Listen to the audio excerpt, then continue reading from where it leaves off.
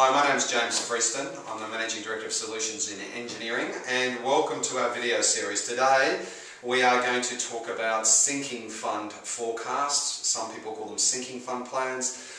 In Canada they call them depreciation schedules. In Victoria they call them 10-year maintenance plans, and in New Zealand they call them long-term maintenance plans. So whatever you call them, this is a video about the approach and what should be included to get a quality result for you. The first thing is that we have a policy that if we do a report, we go to the building and actually do a physical inspection. We don't try and do it off the internet or Google Maps or getting sets of plans or anything like that. We actually want to go out there and have a look at the building itself. So that's the first thing. Go out there, do a takeoff, have a look at all of the various aspects of the building and collect that raw data.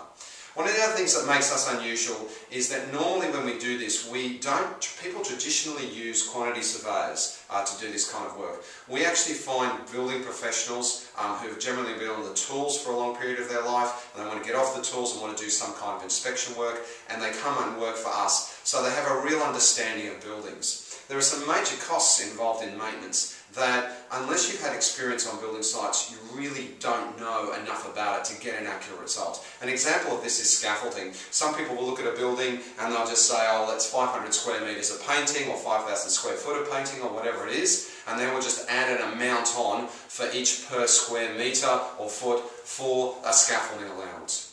I prefer to go out to a building and have a look at it and say, well, that side of the building's got very little clearance, so it's going to have to use stick scaffolding. This side of the building we can use a mobile stage to do the first 3 levels, and for the rest of it we can use swinging stages from the roof. And you actually come up with the most efficient way to get access to that building to achieve whatever work at heights that you're doing. It might be painting or it might be repairs of some kind. So it's really important that the person that's doing the report actually understands the building. Once that data's been collected, we've also found that if you get someone who believes that once they've put those numbers down they cannot be changed, they don't work for us, because what we like to do is to say to them, have a look at the numbers, see how they fall, and actually massage their numbers. That is, if you've got a lot of costs in 1 year, do they necessarily all have to be done in that 1 year? Can you move the replacement of a pool pump to the year after, or the lift motors the year after that, or the year before?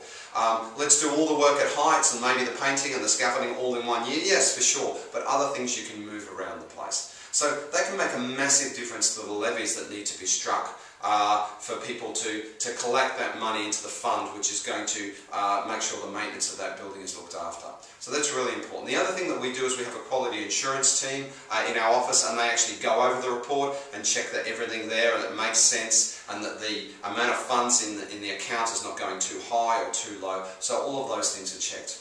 The other thing that we include in our report is obviously an identification photo on the front, a full colour print of the actual building, either provided electronically or hard copy.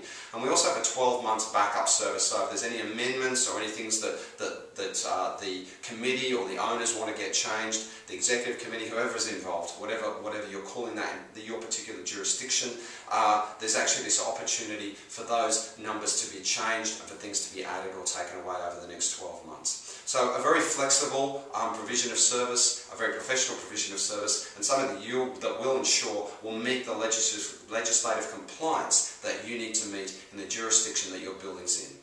That's it for today. Thank you very much. We also have a platinum sinking fund service, which I'm going to talk about on another video. We have videos on many of the other services and things to do with strata and building. So if you're interested, please have a look at our YouTube venue or log on to our website www.solutionsinengineering.com. Thanks for your time today and enjoy yourselves. Bye for now.